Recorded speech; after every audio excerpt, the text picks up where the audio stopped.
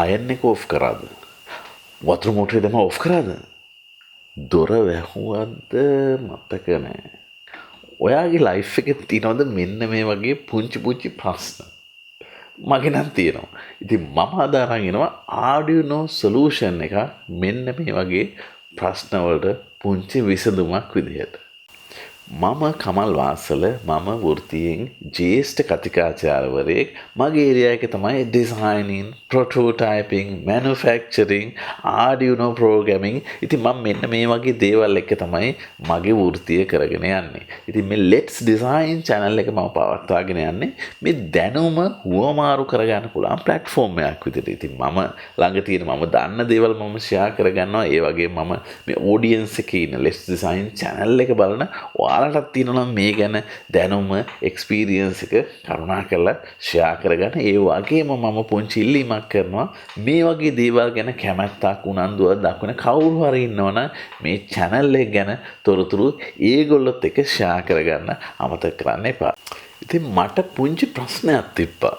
ප්‍රශ්නේ තමයි දැන් අපේ ගෙදර එකපාරම මේ වතුර ප්‍රශ්නයක් ආවා. ඒ කියන්නේ පාරේ යන ලයින් එකේ ප්‍රෙෂර් එක චුට්ටක් අඩු වෙලා මේ උඩ තියෙන ටැංකියට වතුර යන්නේ නැහැ. ඉතින් උඩ සාමාන්‍ය විදිහට මම අර රිසර්වේෂන් ටැංකියක් පල්ලෙහා හයි කරලා උන්චි හෝස් පවර් බාගේ මෝටර් එකක් ගත්තා අර උඩ තියෙන ටැංකියට වතුර පම්ප් කරන්න.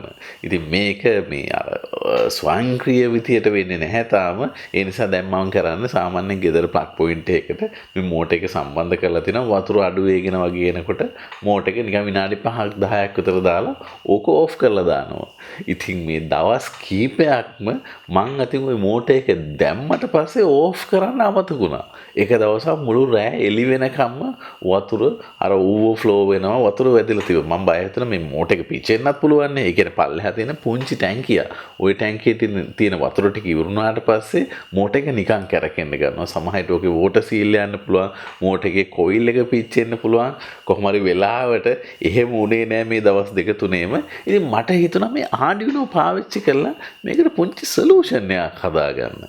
ඉතින් මං අද ලෑස්ති වෙන්නේ මං ගෙන් හදපු සොලියුෂන් එක ඔයාලත් එක්ක ෂෙයා කරගන්න. ඉතින් ඔයාලටත් ඇති මේ වගේ පුංචි පුංචි ප්‍රශ්න උදාහරණයක් විදිහට මම අර පටන් ගන්නකොට කිව්වා වගේ අයන් කරනවා ඕෆ් කරාද මතක නැහැ.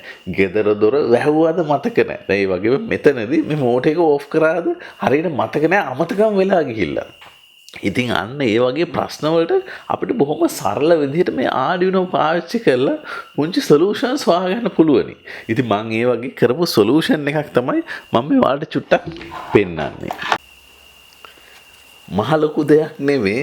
මෙතන මේ තියෙන Arduino Nano board එකක් තියෙනවා. ඊට අමතරව මේ relay module එකක් තියෙනවා. එච්චරයි. මේක තමයි Arduino කෝඩ් එක. මම නිකන් මේ සරලවම නිකන් කෝඩ් එක go through කරන්නම්. ඔයාලා Arduino වලට අලුත් නම් සමහරට කෝඩ් එක හරියට තේරෙන්නේ නැති වෙයි. Arduino ගැන ටිකක් දන්න කෙනෙක් නම් කෝඩ් එක බැලුවහම තේරෙයි. මේක සරලවම ඔයාලා දන්නවා අර මම කලිනුත් කියලා තියෙන වීඩියෝස් දෙක තුනකම වගේ මේ Arduino එකේ කෝඩ් ස්ට්‍රක්චර් එක මේ IDE එක අපිට මේ පේන්න තියෙන Arduino එකේ මේකේ කෝඩ් එකේ ස්ට්‍රක්චර් එකේ තියෙනවා මේ අර ප්‍රධාන කොටස් දෙකක්. පළවෙනි එක void setup කියන එක, අනිත් එක void loop කියන එක. දැන් void එකේ setup එක රන් වෙන එකපාරයි. ඒ කියන්නේ Arduino එක power up කරාම මේක එකපාරක් රන් වෙනවා. ඊට පස්සේ මේ එකපාරෙන් පස්සේ මේ loop එක ඇතුලේ තියෙන ටික අර loop වෙනවා. ඒ කියන්නේ එක දිගටම repeat වෙවි මුල ඉඳන් යටට. මෙතනින් පටන් අරන් යටට මේක දිගටම රන් වෙනවා. ආයෙ උඩට එනවා, ඉවරනම ආයෙ උඩට එනවා. ඔය වගේ දිගටම රන් වෙනවා. ඉතින් මේ උඩම කැලේ දාලා තියෙන variables දෙකක්. මම මේ variables දෙක තමයි පළවෙනි එක මේ මෝටර් එකට digital pin 13 එක output එකක් විදිහට ගන්න ඕන නිසා එතනට variable එකක් ලිව්වා. ඊට පස්සේ pin mode එක ඇතුළේදී ඒක මේ output එකක් කියලා declare කරලා තියෙනවා. ඊළඟට boolean data type එක දාලා තියෙනවා on switch කියන variable එකට. ඒ කියන්නේ මට පුළුවන් එතකොට මේ on switch true the false ද කියලා වගේ mention කරන්න. ඕන්න මට switch එකක් වෙනම දාන්නත් පුළුවන්. මම මේකෙදි switch එකක් දාන්න නැතුව කෙලින්ම මේ void loop එක ඇතුළෙම දාලා තියෙන on switch කියන එක true කියලා. මේ on switch කියන මේ boolean type එකේ කෙනෙක් හිතනකො බැලුවමට ආවට තේරෙන මේක නිකන් switch එකක් වගේනේ. අන්න ඒ වගේ variable නමක් මම මේකට දාලා තියෙන switch එක on කරලා තියෙන හැමතිස්සෙම. ඒ කියන්නේ රිමෝට් එක ටර්න් ඔන් කරන්න ස්විච් එකෙන් අන්න ඒ වගේ. මම මේක ඔන් එකේමයි තියෙන්නේ. ඩිෆෝල්ට් එන්නෙම ඔන් එක ඇතුලේ. ඊට පස්සේ මේ if else statement එකක් දීලා තියෙනවා. if අර මෝටර් එකේ ස්විච් එක ඔන් නම් මෝටර් එක හයි. මෝටර් එකට ඩිජිටල් රයිට් එකක් කරන්න ඩිජිටල් පින් 13 එක හයි විදිහට ලියන්න. එතකොට මෝටර් එක කැරකෙන්න පටන් ගන්නවා. මෝටර් එක වැඩ කරන්න පටන් ගන්නවා. මෙතන තියෙනවා ලක්ෂ 6ක් මිලිසෙකන්ඩ්ස්. ඒ කියන්නේ විනාඩි 10ක්. ඔයාලා කන්වර්ට් කරලා බැලුවොත් විනාඩි 10ක් මේක හයි එකේ මේන්ටේන් කරගෙන යන. හයි එකේ ඩිලේ කරලා තියන්න ඊළඟට ඔෆ් කරලා දාන්න.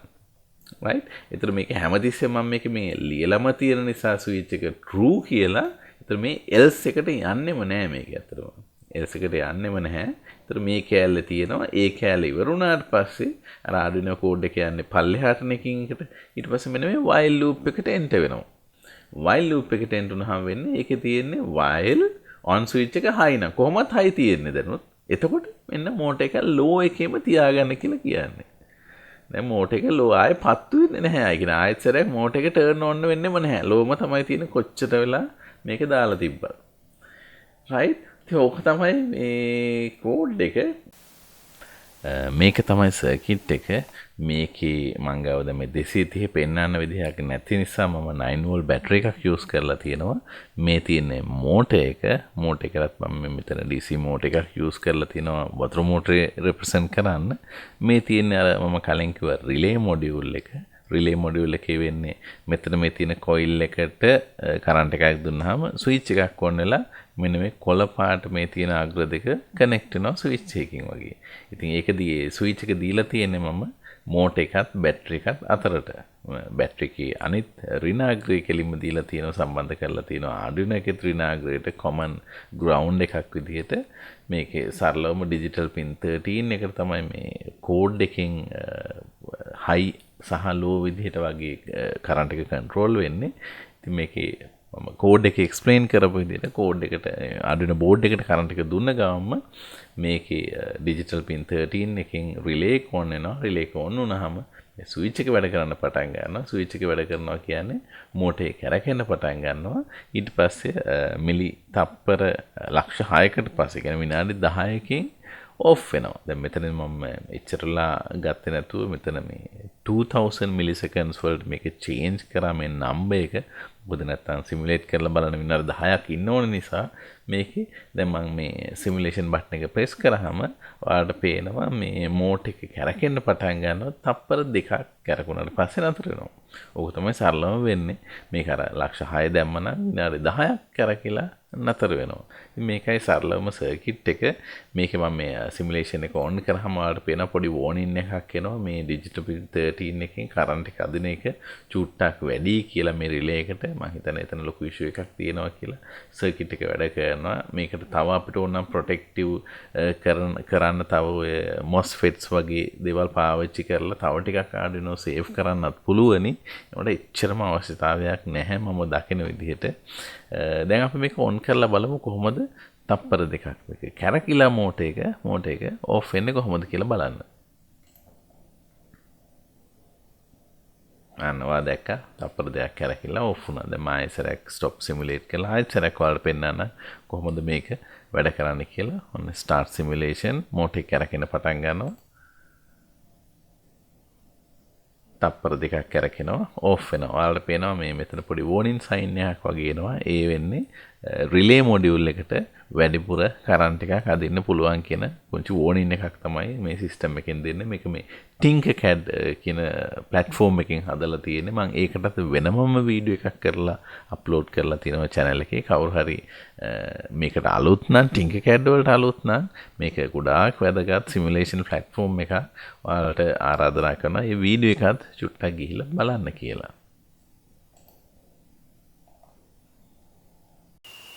ඉතින් වැඩේ උනාට මේක තාම තියෙන මේ බ්‍රෙඩ් බෝඩ් එකේ ප්‍රොටෝටයිපින් ස්ටේජ් එකේනේ.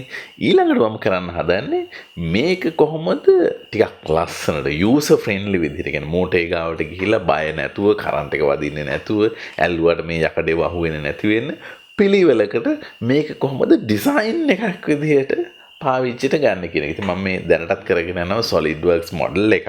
ඒක 3D print කරලා පුළුවන් ද මේකට කේසින් එකක්, හවුසින් එකක් හදාගන්න. ඊට පස්සේ ලස්සනට මේකට ප්ලග් කරන්න පුළුවන් වෙන මෝටර් එකට හරියට ස්විච් එකක් තියෙන. අන්න ඒ වගේ මේකේ මේ ඩිසයින් පාර්ට් එක ඊළඟට මම කරන්න බලාපොරොත්තු වෙනවා. මම ඒක ඕගොල්ලොත් එක්ක ෂෙයා කරගන්න කරනකොට ඉතින් දැනට මේක බොහොම මේ සරල ප්‍රෝග්‍රෑම් එකක් මම ලියලා තියෙන. මම ඔයාලට කියනවා වගේ මම ප්‍රෝග්‍රෑමර් කෙනෙක් නෙමෙයි. මම ඩිසයිනර් කෙනෙක්. මම මේ වගේ අලුතෙන් හිතලා දේවල් හදන්න try කරන කෙනෙක්. ඉතින් ඔයාලට පේනවනම් මේ කෝඩ් එකේ අඩුපාඩු තියෙනවද? සමහරට ලයින්ස් අඩු ගන්නකින් මේ කෝඩ් එක ලියන්න පුළුවන් ඇති.